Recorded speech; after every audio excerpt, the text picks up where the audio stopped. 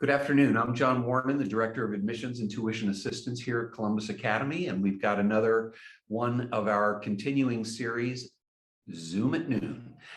This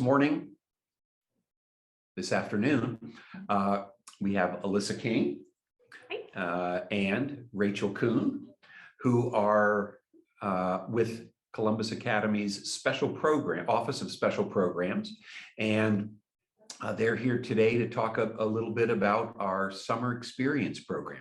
We have other pieces to the special programs, but today is specifically about summer experience, a very, very popular program. Back in my day, it was called summer camp, day camp, something like that, but it's much more than that now. And so we've asked them to come. A couple just business keeping items. If you have questions that you want to ask, please do put them in the chat. Behind the scenes, we have the talented Nancy Velasquez, who is curating the questions. And so if you have any of those, please don't hesitate to toss them in. This Zoom at Noon is also being recorded so that we can put it up on our website and make sure that if anyone has any interest in the summer program, that we can give them the link and they can look and find out more. So we appreciate your attendance, and as always, this is a continuation of the conversation about Columbus Academy and all that it offers. So Alyssa, if you wouldn't mind introducing yourself just a little bit, and maybe you and Rachel can talk in general about the summer experience program, and I'll chime in with questions and Sure. direct you, if that makes sense. That's perfect. Great. I'm Alyssa King. I'm the Director of Special Programs. I've been here since July of 2006. Oldie but goodie. When I first got here, John Exline was doing a summer program, and I watched him do his magic the first year, and then I took over in 2007, and we changed the format a little bit to what it is more so now. And yeah, the special programs department, we're talking about summer program today, but we do the case program, the ASA program, tutoring and rentals. So that's all inclusive in there. And yeah, I don't know what else you want to know about. You can ask. Yeah. And Rachel. Yes, I am Rachel Kuhn. I have worked here for 7 or 8 years. I think I've kind of started to lose track. But I have always been pretty much in the same role, kind of in the office support for mostly summer experience, but also some after school programs as well. Generally speaking about summer experience, I can kind of jump in on that. So our summer experience program offers 9 weeks of what we call day camps. So the children are coming from 9 a.m. to 4 p.m. as a general schedule.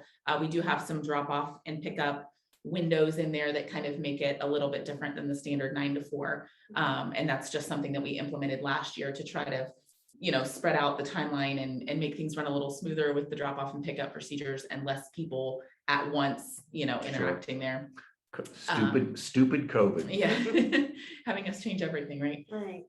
So the 9 weeks begin the week of June 6th. We do have a few weeks in there that are 4-day weeks just with holidays or commencement on campus. So, generally speaking, it's a 5-day week, but I think we have 3 out of the 9 weeks that are 4 days. So sometimes people get confused if they look at pricing, and a couple weeks are less expensive or, just different in prices. And so Sure. That's why sometimes. And those days off would be graduation, which is actually the very first day of camp this year. So it's that Monday, June 6th. So most of our programs will start on that Tuesday. Just quickly, we do 3-year-olds all the way up to 12th grade. And we do arts, academics, and athletics. So you'll see this year in the brochure that we've separated out the clinics. The clinics are more intensive programs, and we have switched clinics to just be morning, and that they combine only with sports and more. That way you have a lot more variety, and you're not, if you wanted one that you couldn't go that day, maybe this gives more flexibility and opportunity for that. And every week's different. We try to make sure there's a huge variety in every week, so there's a little bit of something for everybody. So the children sign up by week. Yes. And again, there's soup to nuts. in terms of the programs. Again, there's the athletic stuff, there's Mhm. arts and sciences, academics. So what do the youngest students do? Are those camps or are Yeah. those? Well, our pre-K program is a kind of a general program. Our week 1 and 9, there are not programs for pre-K because we're getting the program space ready. But it is a generalized pre-K program. This year we have added a forest school that's going to be hosted. Well, it's hosted here, but Dawes Arboretum is going to be the Oh, group that's fun. coming out to do the forest school. So we're super excited about that. It'll be out at the Outdoor Learning Center. And then all the other programs that we have through that week 2 through 8 are thematically based and For pre-K. for pre-K. Yeah, for pre-K, for our youngest friends. Yeah, so pre-K is generally just a themed kind of, outdoor, they've got their playgrounds and whatnot that are Mhm. specifically designed for them. And then they've got their kind of classroom home base, and the themes change each week, but we try to keep things as familiar and consistent Sure. as we can for that age group. What would be examples of some of the themes? So for pre-K, we have bugs, we have dinosaurs, superheroes, our natural world. So pretty much anything we can do to get them outside and keep them moving and active and digging in the dirt. So there's a lot of that goes on in the pre-K division. Fun. So you guys really do make use of the 230 acres there. Oh, yes, We try. most definitely. Fantastic. So what are some examples of, so that's the pre-K. What are some examples of camps for the older students? Well, there's some new things that I'm kind of excited about. We just added a new boxing program. So they're going to go, it's a traveling program for week 1 and week 9. They'll travel over to Westerville to title boxing, which is kind of exciting. That was something I think somebody threw out there randomly and I grabbed a hold of it. I was like, yes, we can do boxing. So what ages can There's a put on the K to 2, gloves? I think there's Yeah. a K to 2 and a 3 to 5 for boxing Mhm. grades. And a question that we get pretty often related to the grades is this the grade that my child's in right now? Rising But or rising means the grade that the child will be in the following fall. So we do get that question quite often. So if they're in kindergarten right now, you would be looking at rising first grade programs. okay. So, and a lot of them are, grouped together, K to 2, 3 to 5, 6 to 9. That's a pretty typical, there's a few exceptions there Okay. for specialty programs, but that's pretty much the grade ranges. Neat. And so again, so if they're looking at the catalog, either Mhm. we'll talk about it soon, but either here or online, they've already graduated from whatever their present class is. So we're thinking that once you've graduated from pre-K, you're officially a kindergartner and Correct. you can do the kindergarten. Great. Correct. Right. Super. I do have one question here from a parent. They're wondering if there are any field trips for pre-kindergarten students. Typically there's not. Now we do have week 1. I believe that we have the horse camp. Now week 1 for that camp only, they start and they go the entire week because it's not on site and they meet at the horse farm. So And they're it's a shortened hour. It's a different schedule than we typically have. So you'd have to look at the details for that, but I think that's the only traveling pre-K. that is the only traveling pre-K. The stoppers we have for that is some of the traveling circumstances, whether they have seat belts or whatnot. We just don't have the busing capability for that, or we would do it. What I will editorialize just for a moment. Alyssa King has done an amazing job here. She and her team, Rachel included, obviously, really, again, she hears, oh, boxing, and then it happens. There have been so many examples of, she hears or thinks of one little idea and boom, the whole process goes through. It's been very exciting. Oh, you're sweet. But So- we try, we do our best for sure. And I'm a giant child, so we try to find things that everybody is gonna, kind of grab onto and really like Nerf. Sure. Oh, yeah. What's Nerf? We have Nerf. We have Nerf. We had Nerf last year, and it's Jump Bunch is doing it, and they do a great job of making sure the kids stay safe, but enjoy the blasters, all different kinds of blasters. They get to take home a blaster, which is really cool. Yeah. So it's kind of fun, shoot 'em up, safe Yeah, shoot 'em up. There's games involved and there's strategy and there's, things that they learn within it, but yeah, they're nerfing it up out there. Mhm. That is too funny. That's Something great. I wanted to add on that is, I don't know that we exactly spelled it out so if you're looking at a lower school program, you're going to be in the lower school division of the brochure, and you're going to be reading, you know, there might be 5 different options Can you show? for say I'll go grades here. K to 2. So on the This kind of right at a glance forms that we have, which would be the end of the lower school section, you're going to see a schedule by week that can kind of show you, and this is going to be all of K through 5. So you'll see over here where it kind of breaks down K to 2, grades 3 to 5 and whatnot. And then each camp that's offered for that week is listed there, and you can pick and choose. So you choose one camp for your child that week. And then the next week they can do something totally different. So there are multiple options each week that they can choose from within their grade range. And then the next week, you know, they can go from horseback riding one week to boxing the next, or whatever the camp is that they choose. Or Broadway. Broadway too, Yeah. Spanish. Archaeology. Let's go to Egypt. Yes. Again, as I said, soup to nuts is this. So one question that we've seen often is, do you have to be an Academy student to come to our camp? No, all are welcome. We want to see everybody. So we've had people come from Chillicothe, Cincinnati, stay in a hotel and go to camp. So most of the time we have a lot of Gahanna, New Albany, Westerville. We're having more and more Dublin come.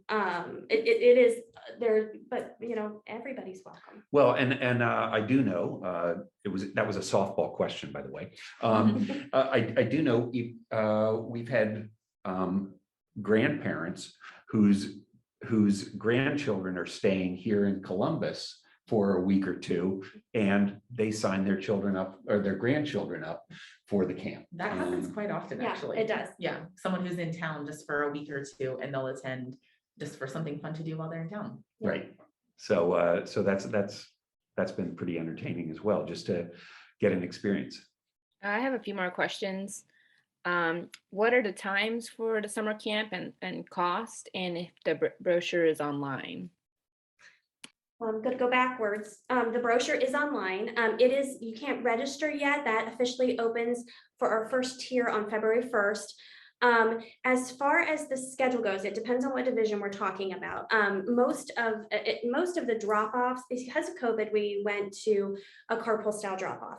And so all of the ranges, so for example, if you're in the first half of the alphabet, you would have this time period, and the second half of the alphabet would be a different time period. And I think this year we are 8:15.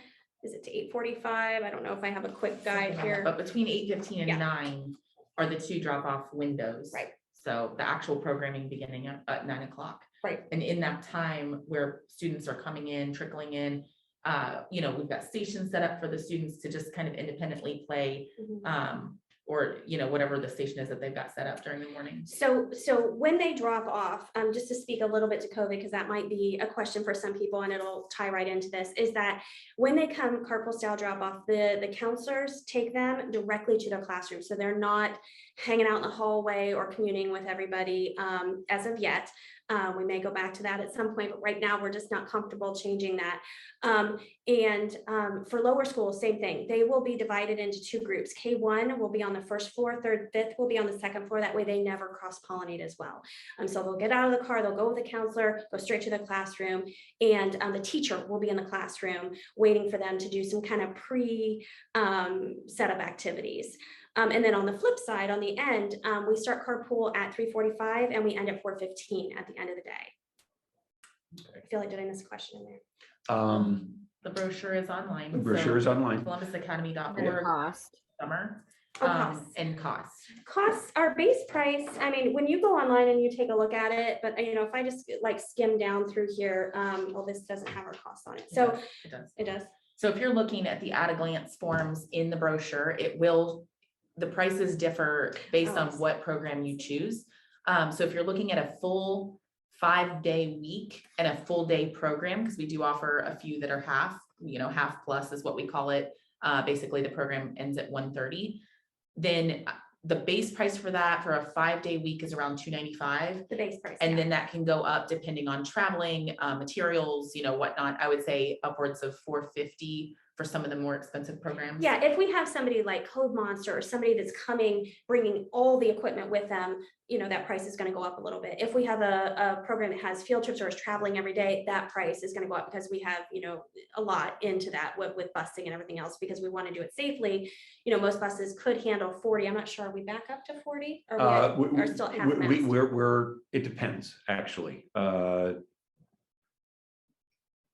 So and right now it's January and things aren't going to be, our first camp isn't until the second week of July or June, right? Right. So that first week. First week of June. So again, anything can change, but what are our COVID restrictions? We all are wearing masks today. What if camp were starting tomorrow? Yeah, I can talk to that a little bit. I think last year we did require masks. I think this year, as of right now, that's what will be happening.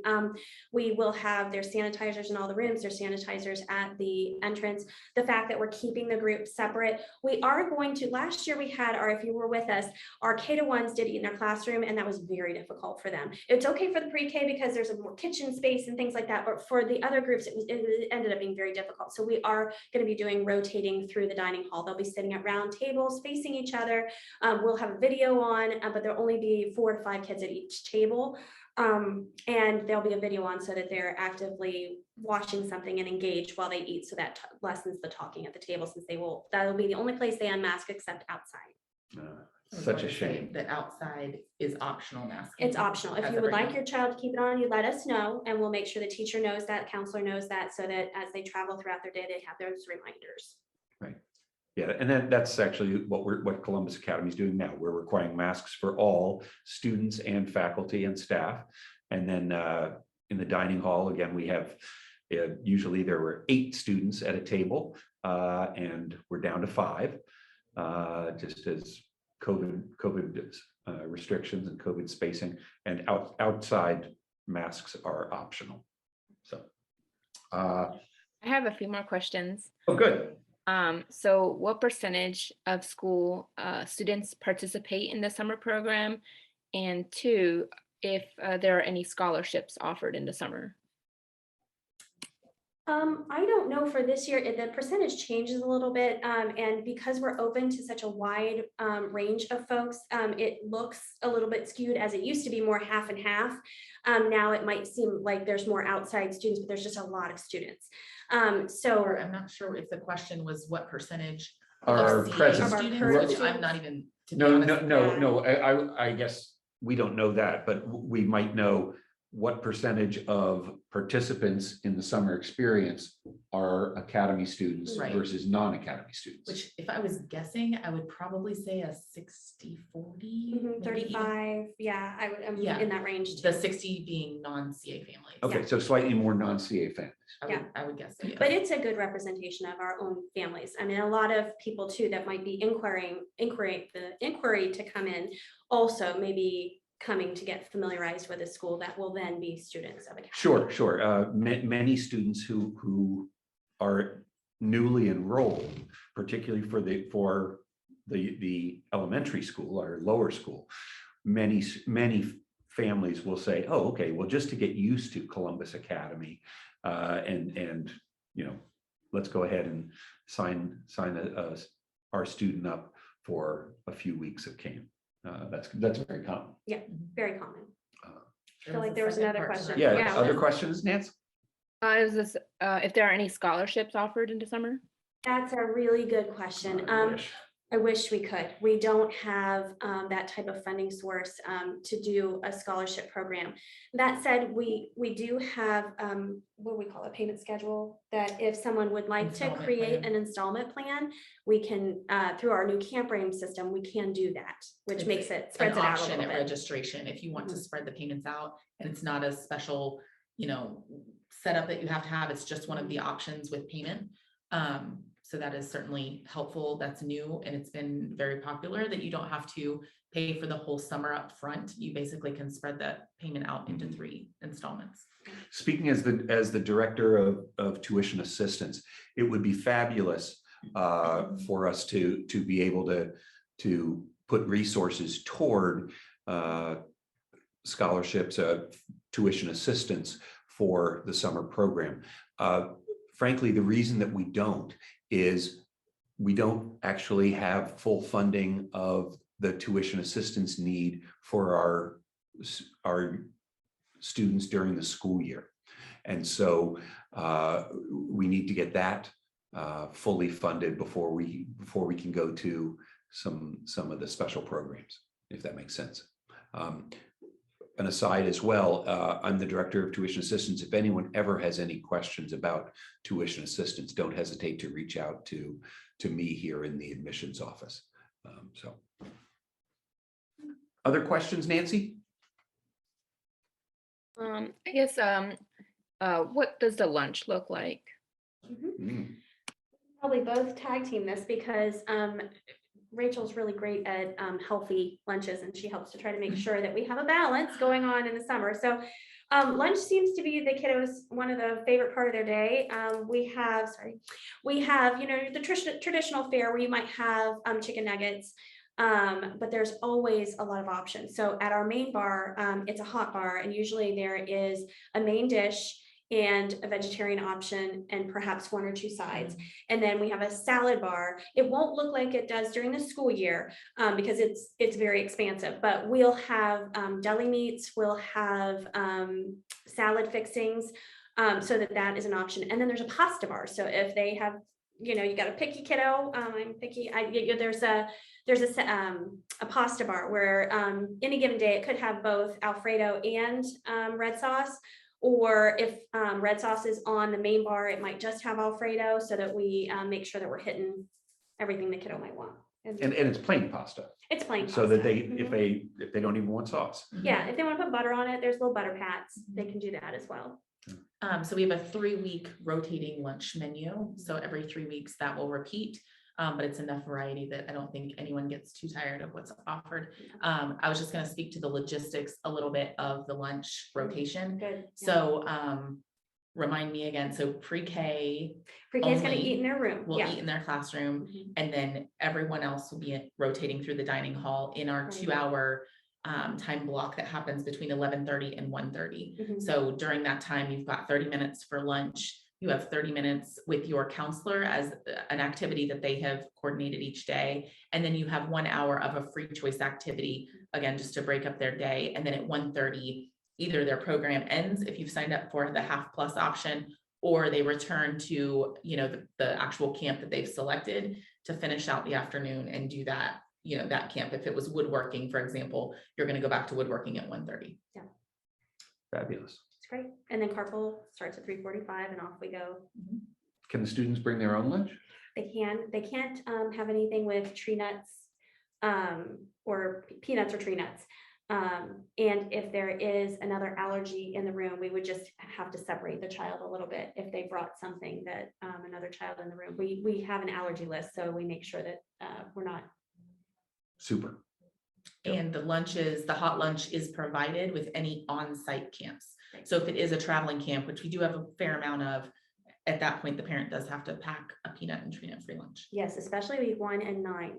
They have to remember that is always going to be a packed lunch. Those are both packed lunch weeks. Good.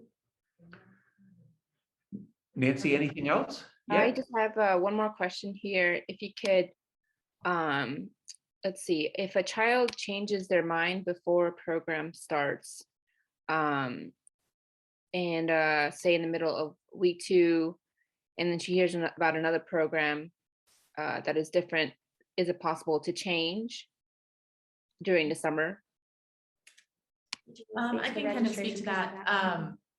So we do have, when you register, like Alyssa mentioned, which begins the beginning of February, you can register for a camp and you can make any changes or cancellations up through May 16th. So if you have a change of heart on what camp you signed up for, there is not a penalty to change it, but it's subject to availability. So things do fill up really quickly. And so if you're thinking that you want to change to the World of Dance, for example, but World of Dance is full, we could add you to a wait list. Again, there's no penalty to do so, but you would be losing out on the spot that you had if, and then rolling the dice to see if you can get into this one that you changed your mind on. Now, that's all before the deadline. If you're changing after the deadline, there is a fee associated with it. If you're, I mean, our standard rule is that we do not do any changes or cancellations the week of camp. If there is Sure. some kind of extenuating circumstance where it just wasn't a good fit for the family, for the child, of course, we're going to make every accommodation that we can. But again, at that point, I mean, camps are very full, you know, availability is tight. And especially right now, it's just so hard. We can't just overbook by one, you know, Right. those numbers and ratios with COVID and whatnot just have to stay, you know, at a certain point. And so that would be very challenging to change midweek. But again, if there was somewhere else that we could put that child that would be a better fit, if just something didn't work out, of course, we're going to do so. An example would be, you know, they signed up for synchronized swimming and maybe it was a higher swim level than they were expecting. That would be an extenuating circumstance. So. Or a family illness or something that happens, you know, we're always going to listen to stuff like that. We have a heart for sure. One thing that she mentioned that might be important for us to know, last year, if you joined us, we had a ratio of 1 to 12. It was actually more so 2 to 12. You had a teacher, a counselor, and 12 students. This year, we've been able to bump that up a little bit comfortably to 15. So the most classes maximum is 15. That's good news. Yeah, so we can accommodate more kids. Nance, we have time enough for one more question at least. Okay, I guess if you could discuss the aftercare program. Oh, sure. I'll talk the registration and then Yeah. if you want to talk logistics or actually what goes on. Okay. So Aftercare is available this year until 6 p.m. So any student that is registered for Aftercare would just be escorted from their program down to the Aftercare room. The last year and, you know, last year and this year, it has been a little bit different. Typically, we are super flexible with that. You know, there's a drop-in basis where you can just attend one day if a meeting came up at work or, you know, whatnot. This year, we're more flexible than last year, but still not as flexible as a typical year. So this year, you can drop in. Last year was a full week only. You had to attend the full week. So we are offering the drop-in basis this year, but you have to be pre-registered. So and it has to be for the week that they're attending camp. So if you go in to register and you sign up for chess for 1 week, if you anticipate any need for for aftercare, case is our term for the school year, aftercare. If you would need aftercare during that chess week, you would need to be pre-registered for it. Yes, most definitely. Yeah, staffing is very important to us, obviously, and that's why we need those numbers, right? Right. And I was going to let you explain what they do during Yeah. aftercare. Yeah, so typically, because of COVID, normally we would have picked those kids up and from the gym, a big group, and brought them down. Now we will have, so they're going to enter at little different times because the counselor or the group for that age is going to go around and get those kiddos that are in that age group and bring them back to the classroom. At that point, they get a snack. And just for logistics and COVID, just in case you want to know, like I said, K to 1 is on 1 floor of lower school, 3rd to 5th is on the 2nd floor. Middle school is what's going to house our aftercare. Our middle school goes in our upper school. That was a whole lot of words. Every time I say it, I'm like, what did I just talk about? So if you know the school, you kind of know what I'm talking about, but no group cross-pollinates. So basically they go back to their classroom, they eat their snack, and then they'll rotate through activities. They might go to the computer lab, they might go to outdoor free play, they might go to indoor free play, and they might have a quiet room activity. And so that also kind of mirrors what their free choice is during the day. So they might have made friends in that age group and they can combine again and kind of continue on with the play that they had throughout their daytime. And again, that ends at 6 p.m. It ends at 6, and they, you know, like you can pick up whenever you want. If it's a situation where you're done and, you know, you come over, it's 5 o'clock, that's totally fine. They can stay until 6. One thing we should say is that if you do pick up after 6, it's $1 a minute, every minute after, because those folks, you know, the staff is technically scheduled till 6. So we encourage you to be on time to pick up for the aftercare program. Plus the kids are pretty tired by that point. We have worn them out. And then on that topic, parent wants to know if they can drop in if an unexpected need arises, and where do they pre-register for aftercare? We do need registration ahead of time. You know, if we have a situation where there is an emergency, you know, we can try to accommodate the best we can. But the thing is, what we're trying to do is create pods so that if we keep introducing more kids and we keep giving that one off, then now we've really not followed through with what we were promising to everybody about safety. So typically the answer would be no. Now, of course, if there's extenuating circumstance, there's an accident, there was a health situation, you just cannot get here. It has to be one of those types of situations, but probably one of the staff would just keep that child back until you could make it over here. The drop-in is not really a drop-in situation. And how do I register? The aftercare registration will be available just with the regular registration. So starting February 1st. Yes. And so you could go in and add that. It's just subject to availability if you're adding it later on. So if you have any thought that you might need it, I would highly recommend at least registering for the drop-in basis. The other option would be that you're signing up for the all 5 days for that week. And so you're just basically paying ahead of time versus drop-in where we're kind of billing you for the days that you were there. Okay. Yeah. Great. We would love to be more flexible, and once COVID gets its butt out of here, then we will be again. But Sure. until then, we really want to keep your children as safe as possible. Okay. Any last question? I think maybe we could take one more. Yes, I have a new question here. How quickly do things fill up? Pretty quickly. It really just depends on the interest level. Like I said, I work really hard. We all work very hard to make sure that there's a lot of variety in each week. And so hopefully there's something for everybody that spreads things out a little bit. And the fact that we went from a minimum or a maximum of 12 to 15 will open up more spots. But it is very common that some of those popular ones, first day, second day, will be full with a wait list. Now, I don't want to deter you from signing up for wait lists, because people that sign up in February may not have the same plan when they come to June. And so a lot of like March, April, in beginning of May, there's a lot of shifting and moving. So even if you didn't make it in, you can find out, where am I on the wait list? And that might be we may still be able to get you in. It's not a death sentence on there. It's just, you have to be a little bit patient, and it's not a guarantee. But yes, some things do fill up pretty quickly. There is something I want to mention in the brochure at the end of the at a glance forms, which are the schedules. There's this planning tool. And so basically it just has each week that we offer, and then it's got a first, second, and third choice. And this is only for you to use for planning, but I actually just went through this for my own kids. So you can go in and look at the schedule. And so if you're jumping on, at 9 o'clock when registration opens and your first choice is full, and then you're panicking because you don't know what else to put in there for your child's schedule, you could register for your first choice and go on the wait list, and then also register for your second choice. So you are not paying for the wait list until you get into the camp. So we are not requiring payment for both camps, but I would highly recommend, especially if you're counting on this for childcare, to register for your first choice, even if it's waitlisted, and then add a second choice option for that same week, so that you at least know they're going to be at CA that week. I just don't know which camp it's going to be. And sometimes the parent has convinced the child that the second choice is better, and so they decline, if a space even comes open in the first choice. So, but you always have the opportunity, if a space opens in the waitlisted camp, you have the opportunity to accept or decline, and then we would adjust your schedule as necessary. Sure. And don't be afraid of the wait list, because you're not paying for those. It's just kind of a backup plan that if what you do get into doesn't work out, your first choice might be there. It may be a situation like, unfortunately, if you pick a lot of the popular ones, get your third choice in there, and you can go as many as you want to make sure that you are covered for this summer. Okay. I have one last question. We've been talking a lot about the campers themselves.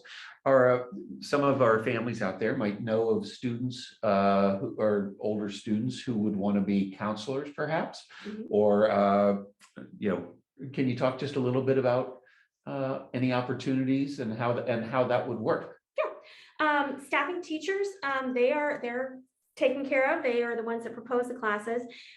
When it comes to counselors, we're looking for, we do hire high school. We are looking for maybe early college or college age. They've had a little bit more life experience, but high school definitely will come in and do training with us and take on maybe classes combined with somebody that's been here for a few years. Sorry, I keep forgetting to keep that on. But we would love to see, seniors in high school all the way up through college. Boys and girls. Boys and girls, absolutely. Would come to apply. And we usually have an orientation, a training, there's a professional development for them. We do have kiddos have needs, lots of needs. And so we want to make sure that we can meet the child where they are. If there's boundaries in the way, that we can get those moved, because a week is not a long time. And we don't want to waste time if there's a boundary in the way. We want to get that boundary out of the way so that child can have a really good time. So these folks will be trained in all kinds of things, classroom management that they may not have gotten yet in college or may not have had experience with. So, how to use fidgets, how to use different seating, how to use different ways of transitioning and scheduling and using visual schedules for kids. So all those things will come in that training so that student will be able to help us the best way possible. And that went way over what the question was, but there's a lot of stuff that goes into our staff. Junior counselors? Yes, actually, that is something that you can register for. That's a middle school program. Upper schoolers can register for it as well. And it is something where you support the class. So that has traditionally been filling up a little bit too. So if that's something that you have aspirations that your child may go in, or that kiddo is going to be a teacher or something like that, it's a great experience. For example, we have a new well, not new, but for this year, our case staff, we have someone that had gone up through the ranks through the junior counseling program, became a fantastic senior counselor, and is now working for us in the case program. That's after school at Columbus Academy. Sorry. Yep. Okay. Well, we want to be respectful of everyone's time. Thank you very much for joining us. Again, I'm John Wuorinen. Thanks to Alyssa King. Thanks to Rachel Kuhn for joining us and helping us understand the summer program. They love questions and helping people. So if you do have questions, how should they get a hold of you guys? Yeah, so our office phone number is 509-2267. It's been a while since I rattled that off. So 614-509-2267. If you have your hands on a brochure already, everything is on the back. But honestly, email is one of our most popular forms of communication. So that one is summer_experience@columbusacademy.org. And like I said, that's probably our quickest way to get a response back to you. So feel free to shoot over any questions that you have to that email or phone number. And then for registration, I just wanted to put one last plug that registration for returning families begins at 9 a.m. on February 1st. There's a second tier for CA families and alumni, which is February 2nd at 9 a.m. And then February 3rd at 9 a.m. we open to the general public. Great. Well, again, thank you all very much for being here with us with our Zoom at Noon series. Got a few more coming up this year already scheduled. We have one on community service. We've got one on tuition assistance. That this was on summer experience and particularly the summer program, but the rest of them are talking usually about the school year itself. So community service, tuition assistance, the lunch program here with Sage, and finally an episode on diversity and inclusion work here at the school.